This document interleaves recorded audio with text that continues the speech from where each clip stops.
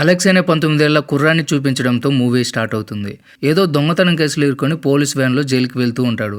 శిక్ష ఏమో జస్ట్ 6 నెలలే. కానీ వాడిని తీసుకెళ్లే జైలు మాత్రం చాలా డేంజర్ అనమాట.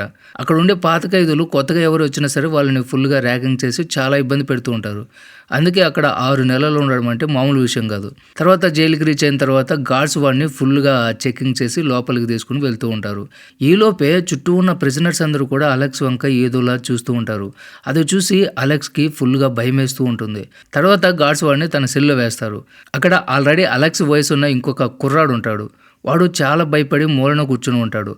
అలెక్స్ వాడితో మాట్లాడడానికి ట్రై చేస్తాడు కానీ వాడు మాత్రం గోడ వైపు తిరిగి అసలు ఏం బదులివ్వడు. అలెక్స్కి అసలు ఏం అర్థం కాదు వీడు ఎందుకు ఇలా భయపడుతున్నాడు అని. అలా ఆ రోజు రాత్రి గడిచిపోతుంది. తర్వాత నెక్స్ట్ రోజు మార్నింగ్ అలెక్స్కి మ్యాటర్ ఏంటో అర్థమైపోతుంది. 3 డేంజర్ రౌడీలు ఆ కుర్రాన్ని ఫోర్స్ చేసి వాళ్ళతో పాటు తీసుకెళ్తూ ఉంటారు. వాళ్ళు రోజు ఆ అబ్బాయిని చాలా ఇబ్బంది పెడుతున్నారని అలెక్స్కి తెలుస్తుంది. అందుకే వాడు అంతలా భయపడిపోతూ ఉంటాడు. ఇది చూసి అలెక్స్కి కూడా వణుకు పుట్టేస్తుంది. ఎందుకంటే తన ఏజ్ కూడా అంతే. మళ్ళీ ఇద్దరు ఒకే సెల్లులో ఉన్నారు కాబట్టి నెక్స్ట్ టార్గెట్ నేనే అవుతానేమో అని అలెక్స్ ఫుల్ టెన్షన్ అయిపోతాడు. అయితే కరెక్ట్గా అదే టైంలో ఆ 3 ఆ అబ్బాయిని తీసుకెళ్తూ ఉన్నప్పుడు ఒక భారీ పర్సనాలిటీ ఉన్న ఖైదీ అక్కడి నుంచి వెళ్తాడు. వాడిని చూడగానే ఈ 3 భయపడి పక్కకి తప్పుకుంటారు. ఆ బాడీ బిల్డర్ వెళ్ళి అక్కడ కూర్చున్న బ్రాండన్ అనే ఇంకొక ఖైదీ పక్కన కూర్చుంటాడు. అది చూడగానే అలెక్స్కి ఒక ఐడియా వస్తుంది. ఈ జైల్లో బ్రాండన్ అంటే అందరికీ భయం. సో అతని సపోర్ట్ కానీ మనకి దొరికితే ఇంకా ఎవరు మనల్ని ఏమీ పీకలేరు అని ఫిక్స్ అయిపోతాడు. అప్పుడు బ్రాండన్ తన ఫ్రెండ్స్తో కలిసి చెస్ ఆడుతూ ఉంటాడు. సో ఇప్పుడు అలెక్స్ ధైర్యం చేసి వెళ్ళి నువ్వు ఆడేది రాంగు, ఇప్పుడు నువ్వు ఓడిపోతావు అంటాడు. అది విని బ్రాండన్కి ఎక్కడలేని కోపం వస్తుంది. అయితే రా నువ్వు నన్ను ఓడించి చూద్దామని ఛాలెంజ్ చేస్తాడు. అలెక్స్ వెంటనే కూర్చొని ఒకే ఒక మూవ్తో బ్రాండన్ని చెక్మేట్ చేసి ఓడించేస్తాడు. అది చూసి బ్రాండన్ షాక్ అయిపోతాడు. అలాగే అలెక్స్ తెలివితేటలకి ఇంప్రెస్ కూడా అయిపోతాడు. ఆ తర్వాత అలెక్స్ తన రూమ్కి వెళ్ళేసరికి అక్కడ తనతో పాటు ఉండే కుర్రాడు ఒక కత్తి లాంటి దాన్ని షార్ప్గా చేస్తూ కనిపిస్తాడు. ఏంటిది, ఎందుకు ఇలా చేస్తున్నావు అని అలెక్స్ అడిగితే ఆ రౌడీలు పెట్టే టార్చర్ నేను ఇంకా భరించలేను, అందుకే నెక్స్ట్ టైం వాళ్ళు నా జోలికి వస్తే పొడి చేస్తానని చెప్పి ఆ అబ్బాయి చాలా ఆవేశంగా చెప్తాడు. పాపం అలెక్స్కి వాడి పరిస్థితి చూసి చాలా జాలేస్తుంది. తర్వాత మరుసటి రోజు ఆ 3 రౌడీలు ఆ అబ్బాయి కోసం రాగానే అలెక్స్ వెంటనే ఒక ప్లాన్ వేస్తాడు. ఆ అబ్బాయిని కాపాడడానికి అలెక్స్ కావాలనే ఆ అబ్బాయితో గొడవ పెట్టుకుని కొట్టడం స్టార్ట్ చేస్తాడు. అలెక్స్ ప్లాన్ ఏమిటంటే ఇలా గొడవ పడితే గార్డ్స్ వస్తారు, అప్పుడు ఆ అబ్బాయిని ఆ రౌడీల నుంచి సేవ్ చేసినట్టు అవుతుంది అనుకుంటాడు. అనుకున్నట్టే గార్డ్స్ వచ్చి ఇద్దరిని విడదీసి పనిష్మెంట్ కింద వేరే వేరే సెల్లులో పడేస్తాడు. సో అలెక్స్ వేసిన స్కెచ్ వల్ల ఆ రోజుకి ఆ రౌడీల బారి నుంచి ఆ కుర్రాడు తప్పించుకుంటాడు. వాళ్ళు కూడా చేసేదేం లేక వెనక్కి వెళ్ళిపోతారు. ఇదంతా కూడా దూరం నుంచి బ్రాండన్ అబ్జర్వ్ చేస్తూ కనిపిస్తాడు. అలెక్స్ సమయస్ఫూర్తి అతనికి బాగా నచ్చుతుంది. తర్వాత కొన్నాళ్ళకి అలెక్స్ పనిష్మెంట్ పూర్తయి బయటికి రాగానే బ్రాండన్ పిలిచి ఒక మాట చెప్తాడు. చూడు, ఈ జైలు నిండా చాలా డేంజర్గానే ఉన్నారు. ముందు నిన్ను నువ్వు కాపాడుకో, ఆ తర్వాత పొక్కడు గురించి ఆలోచించు. ఇక్కడ అనవసరంగా ఎవరితోనూ గొడవ పెట్టుకోకు, లేదంటే ప్రాణాలకి ముప్పు అని వార్నింగ్ ఇస్తాడు. కానీ సీన్ కట్ చేస్తే కొద్దిసేపటికి ఆ రౌడీలు మళ్ళీ ఆ కుర్రాన్ని పట్టుకుని విపరీతంగా టార్చర్ పెడతారు. తర్వాత ఆ నరకం తట్టుకోలేక ఆ అబ్బాయి తన గొంతు కోసుకొని రూమ్లోనే చనిపోతాడు. అలెక్స్ గట్టిగా అరుస్తూ గార్డ్స్ని పిలుస్తాడు. కానీ రక్తం బాగా పోవడంతో గార్డ్స్ వచ్చే లోపు ఆ అబ్బాయి చనిపోతాడు. గార్డ్స్ వచ్చి బాడీని తీసుకెళ్ళిపోతారు. ఇది చూసి అలెక్స్కి భయం పుట్టుకుంటుంది. ఎందుకంటే ఆ రౌడీలు నెక్స్ట్ తననే టార్గెట్ చేస్తారని అర్థమైపోతుంది. సో అనుకున్నట్టుగానే వాళ్ళు అలెక్స్ వెంట పడతారు.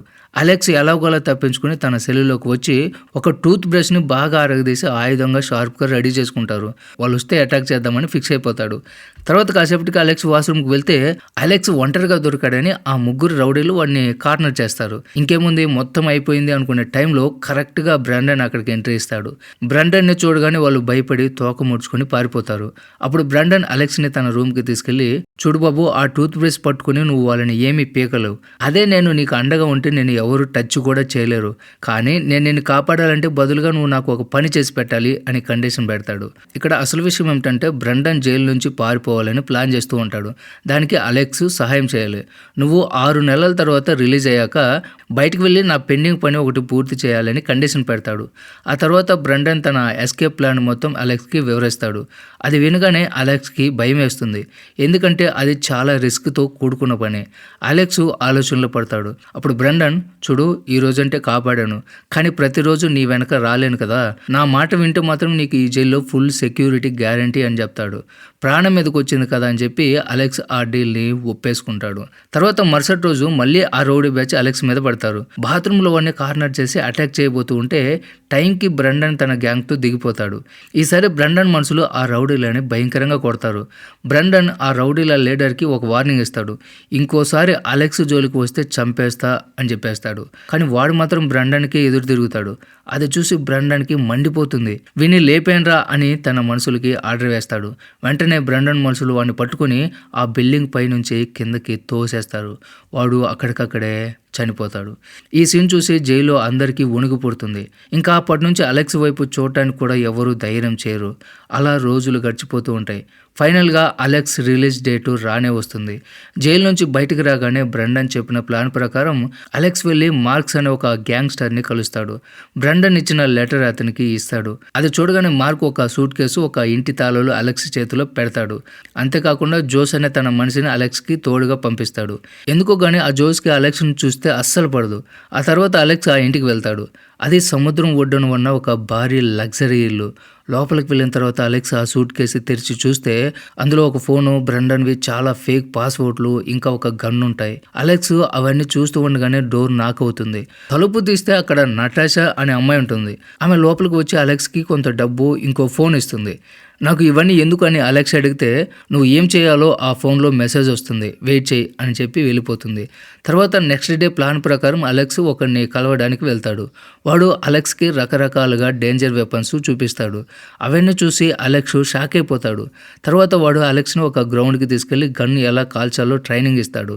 షూటింగ్ నేర్చుకున్న తర్వాత బ్రండన్ చెప్పినట్లు అలెక్స్ సిటీ టూర్ పేరుతో ఒక ప్రైవేట్ హెలికాప్టర్ని బుక్ చేసుకుంటాడు. ఎట్టకేలకు తన బ్యాగ్ని అందులో పెడతాడు. పైలట్ ఏమో అది మామూలు లగేజ్ అనుకుని చెక్ చేయకుండానే హెలికాప్టర్ని టేకాఫ్ చేసేస్తాడు. హెలికాప్టర్ గాల్లోకి లేచాక అలెక్స్ తన బ్యాగ్లోంచి గన్ను తీసి పైలట్ మీద గురి పెడతాడు. నేను చెప్పిన చోటుకి వెళ్ళు అని ఆర్డర్ వేస్తాడు. యాక్చువల్గా అలెక్స్ ప్లాన్ ఏంటంటే ఆ హెలికాప్టర్ని నేరుగా బ్రండన్ ఉన్న జైల్లోకి తీసుకెళ్లడం. అక్కడ జైల్లో బ్రండన్కి అలెక్స్ ఇన్ఫర్మేషన్ ఉంటుంది. అలెక్స్ వస్తున్నాడని తెలిసిపోతుంది.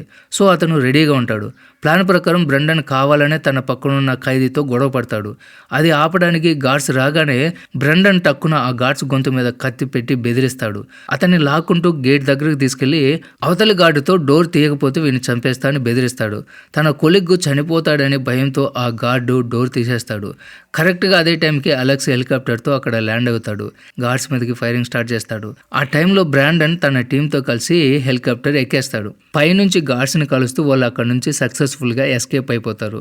కొంచెం దూరం వెళ్ళిన తర్వాత హెలికాప్టర్ దిగి బట్టలు మార్చుకొని కారులో మార్క్ దగ్గరికి వెళ్తారు. బ్రాండన్ని చూడగానే మార్క్ ఫుల్ హ్యాపీ ఫీల్ అయిపోతాడు. వెంటనే అసలు మ్యాటర్ చెప్పేస్తాడు. ఒక గోల్డ్ మైన్ నుంచి బంగారం దొంగిలించాలి, ఇదే వాళ్ళ ప్లాను. ఈ ఒక్క దొంగతనం సక్సెస్ అయితే లైఫ్లో మళ్ళీ ఇంకొక తప్పు చేయాల్సిన అవసరం లేదు, సెటిల్ అయిపోవచ్చు అని మార్క్స్ చెప్పేస్తాడు. ఇంకా అందరూ ఆ ప్లానింగ్లో బిజీ అయిపోతారు. ఆ తర్వాత అలెక్స్ బయట స్విమ్మింగ్ పూల్ దగ్గర నటాషాను చూసి ఆమెతో మాట్లాడడానికి వెళ్తాడు. కానీ అక్కడ జోస్ అని ఒకడు ఉంటాడు కదా, వాడికి నటాషా అంటే ఇష్టం, పైగా అలెక్స్ అంటే పడదు. వీళ్ళిద్దరూ క్లోజ్గా ఉండడం చూసి తట్టుకోలేక అలెక్స్ని సడన్గా పూల్లో తోసేస్తాడు. అయితే ఇక్కడ అలెక్స్కి ఈత రాదు. దాంతో మునిగిపోతూ ఉంటాడు. వెంటనే నటాషా నీళ్ళలోకి దూకి అలెక్స్ని కాపాడుతుంది. అది చూసి అక్కడ ఉన్న వాళ్ళందరూ కూడా అంత వయసు వచ్చింది ఈత రాదా అని ఎగతాళిగా నవ్వుతూ ఉంటారు. అలెక్స్కి చాలా అవమానంగా అనిపించి అక్కడ నుంచి వెళ్ళిపోతాడు.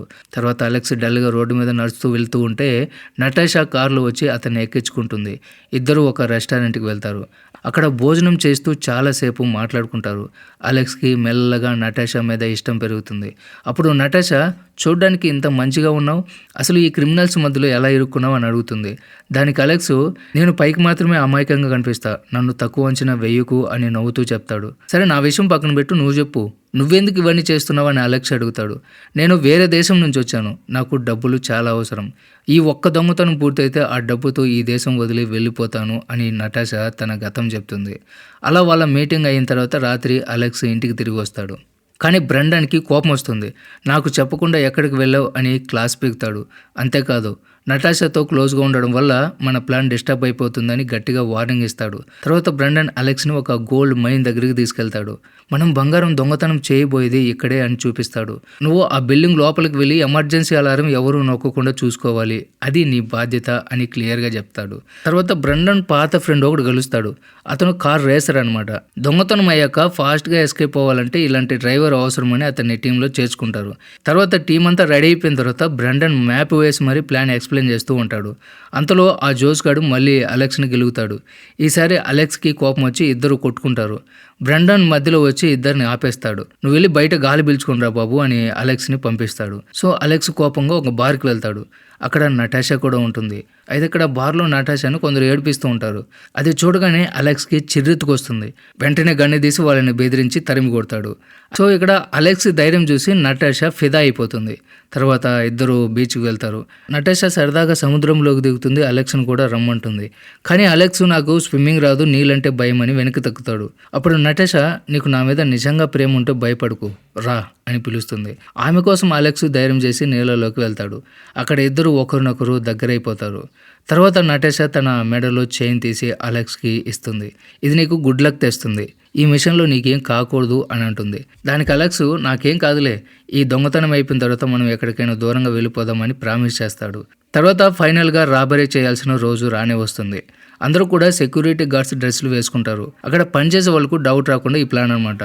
అనుకున్నట్టుగానే అక్కడికి వెళ్ళిన తర్వాత ఫేక్ ఐడి కార్డులు చూపించి లోపలికి వెళ్ళిపోతారు. లోపలికి వెళ్ళగానే బ్రెండన్ అలెక్స్కి సైగ చేస్తాడు. అలెక్స్ వెంటనే వెంటిలేషన్ డక్ట్ ద్వారా కంట్రోల్ రూమ్లోకి చేరుకుంటాడు. అక్కడ సీసీ కెమెరాలన్నీ ఆఫ్ చేస్తాడు. తర్వాత ఒక కోతి మాస్క్ వేసుకొని కంట్రోల్ రూమ్లోకి దూకి అక్కడ ఉన్న పనివాడి మీద గన్ను పెట్టి మెయిన్ డోర్ ఓపెన్ చేస్తాడు. డోర్ ఓపెన్ అవ్వగానే బ్రెండన్ మిగతా టీం అంతా కూడా లోపలికి వచ్చేస్తారు.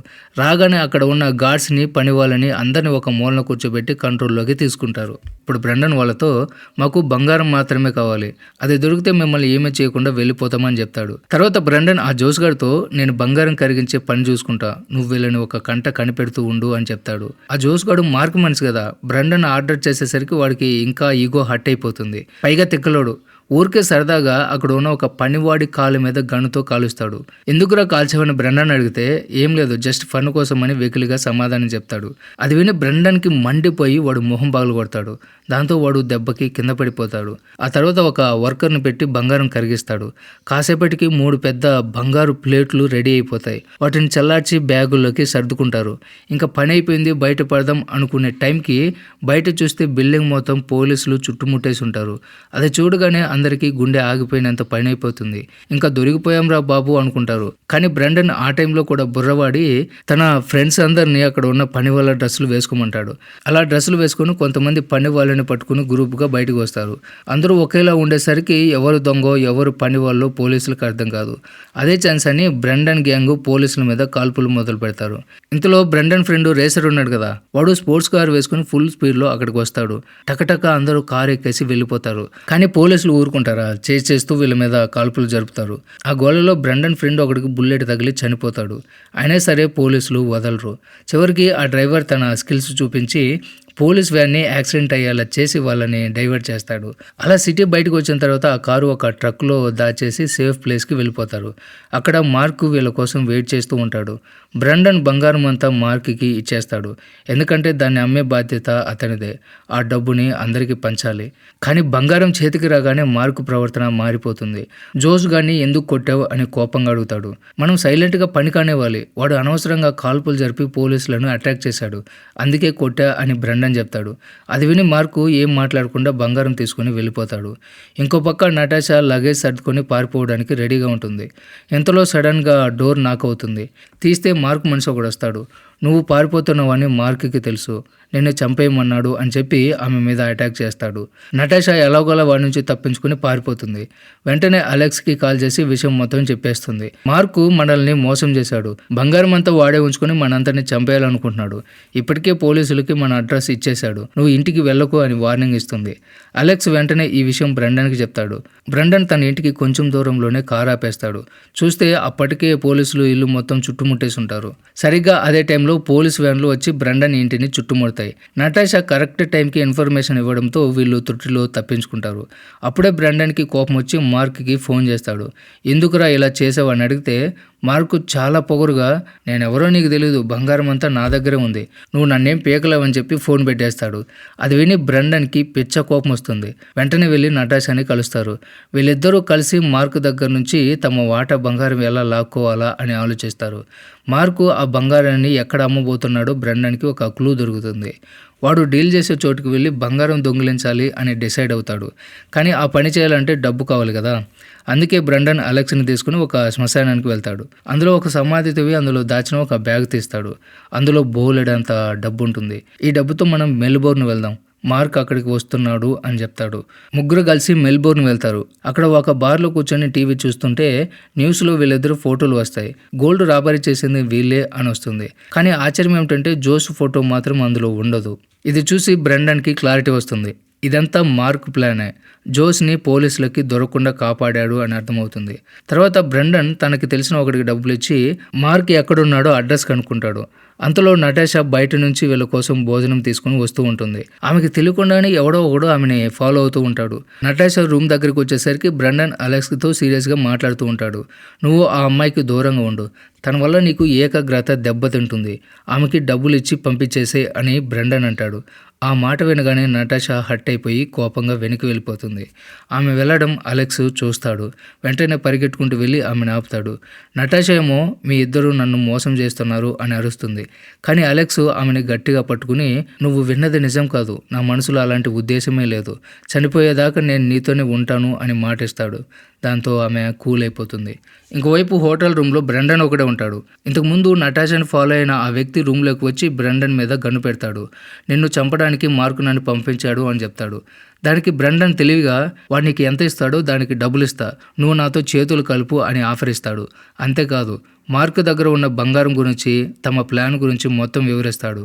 సో బంగారం మీద ఆశతో ఆ కిల్లర్ బ్రెండన్ టీంలో చేరిపోతాడు.